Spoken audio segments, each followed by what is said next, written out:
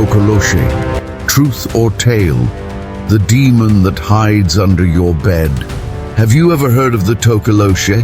A short, hairy demon from South African folklore, said to be invisible, summoned through dark magic, and hiding beneath your bed, waiting to strike.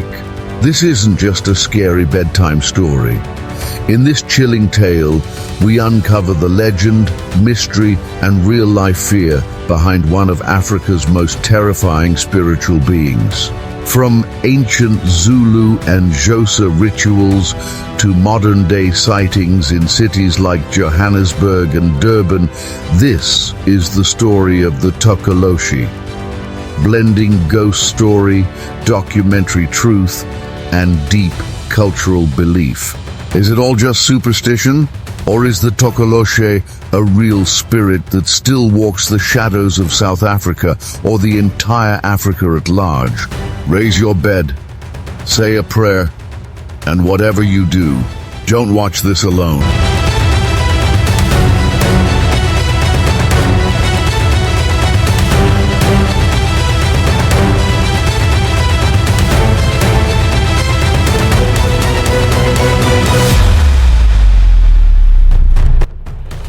In the quiet villages of southern Africa, when the fire grows dim and the wind begins to hum through the grass, the elders say, raise your bed off the ground or it will come for you.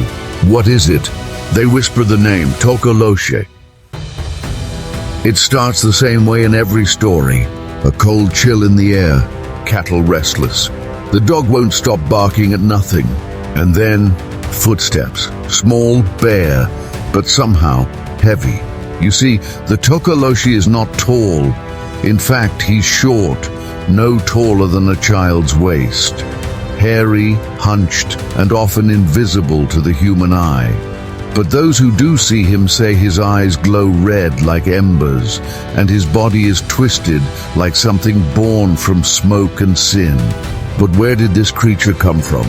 To understand the Tokoloshe, you have to go far back, deep into Zulu and Xhosa mythology, long before colonizers came, when people still believed the veil between worlds was thin. The Tokoloshe is said to be a spirit creature conjured by dark magic, a being summoned by a jealous lover, a vengeful neighbor, a spiteful sangoma. The kind of evil you call when you want someone to suffer. He doesn't just scare, he harms, sometimes slowly, driving people mad, sometimes violently, leaving bodies twisted in their sleep. And worst of all, he attacks when no one else is watching. That's why, even today, in many rural homes across South Africa, beds are still lifted on bricks or placed high off the floor. Because the Tokoloshe, he's short and he strikes from underneath. Some say it's just superstition, just a tale to keep children in line. But ask the old ones, and they will tell you, the Tokoloshe is real. And worse, he never truly dies. In 1994, a string of mysterious deaths in a village near KwaZulu-Natal made headlines. All victims were found in their beds.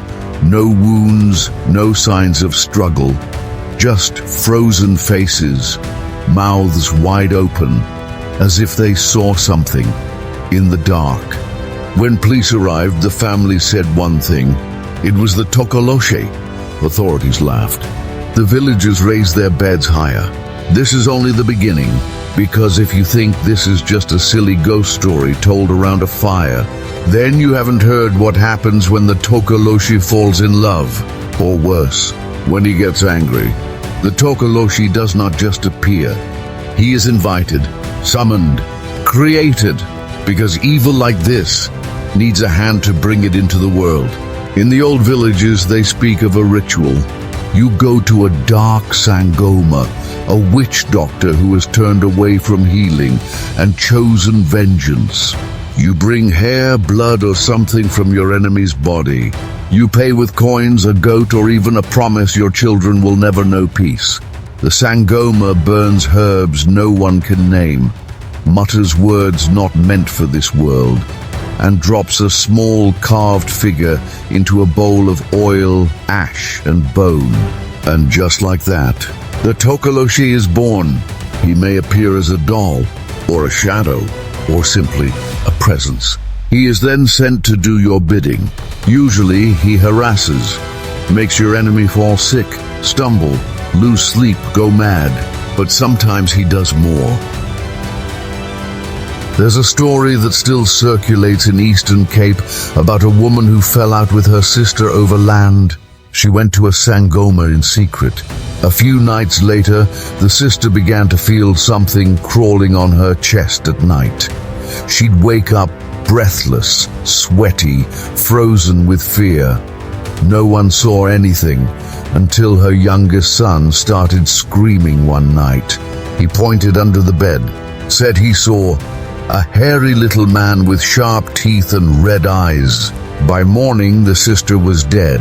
No marks, just her mouth open, like she'd been screaming silently. To this day, in many South African homes, Bibles are kept under pillows, water bowls are placed near beds, and some people refuse to sleep alone, not because they're afraid of ghosts, but because the Tokoloshe is not a ghost. He's a spirit with purpose, and once he's been sent, he doesn't stop, he doesn't speak, and he doesn't forgive. Some say he can become invisible.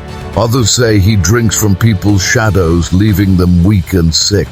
And there are those who claim that Tokoloshe has needs, twisted needs. He is known to violate, to torment, and sometimes even to fall in love with his victims, especially women. There are tales of women who wake up scratched, bruised, or worse, with no one else in the house. They say, it's the Tokoloshe, he has chosen you. And the worst part, you can't always get rid of him. Once the bond is made between the summoner and the spirit, it takes sacrifice, ritual cleansing, or death to break it. And even then, some say he returns. So the next time you feel something move under your bed, don't look, don't speak, just pray that whoever sent him has changed their mind. They say the Tokoloshe lives in the village. But what if I told you he walks among the city lights too? You see, some legends don't fade with time. They just evolve. Johannesburg 2002. A night shift hospital nurse swore she saw something run past her feet in the hallway. Small, hairy, fast. She followed thinking it was a child, until it stopped near the morgue and stood upright. She said its eyes glowed like dying coals. She never worked another night shift again.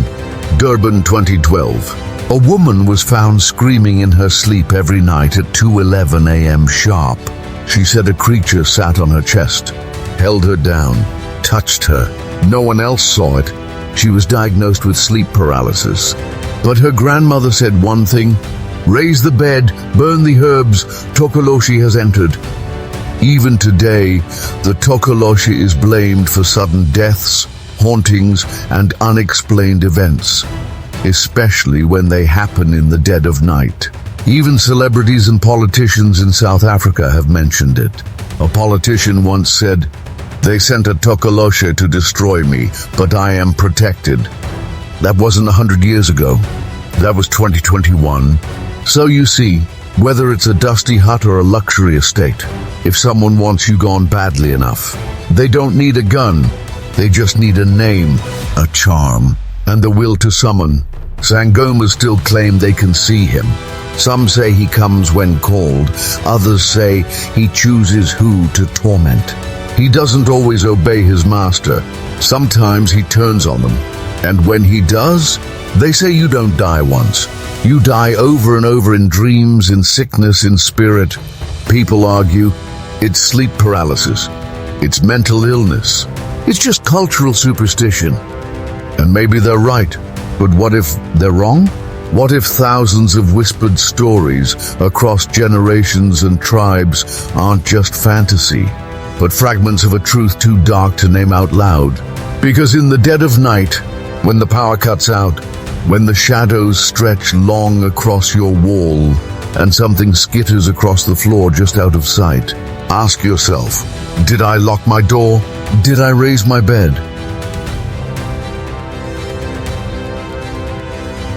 Because the Tokoloshe doesn't need an invitation, only a reason.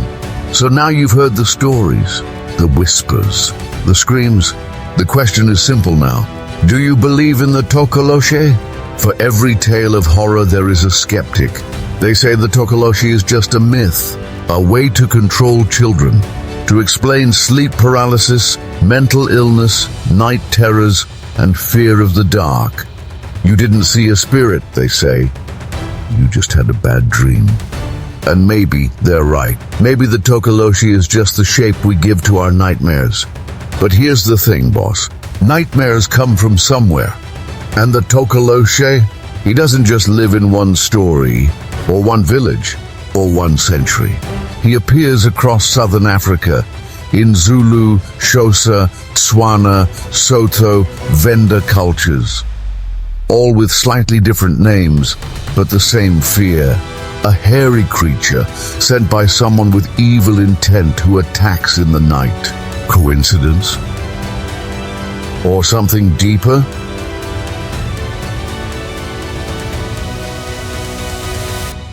When that many people fear the same thing for that long, you have to ask yourself, what are they really seeing? Psychologists say belief gives power, but Sangomas say power attracts belief. And for centuries, people haven't just spoken of the Tokoloshe. They've claimed to see him, feel him, even banish him. So what is he really? A spiritual weapon? A symbol of unspoken abuse? A creature that lives in our shadows, feeding on fear, jealousy, and hate? Maybe the Tokoloshe is more than just one thing.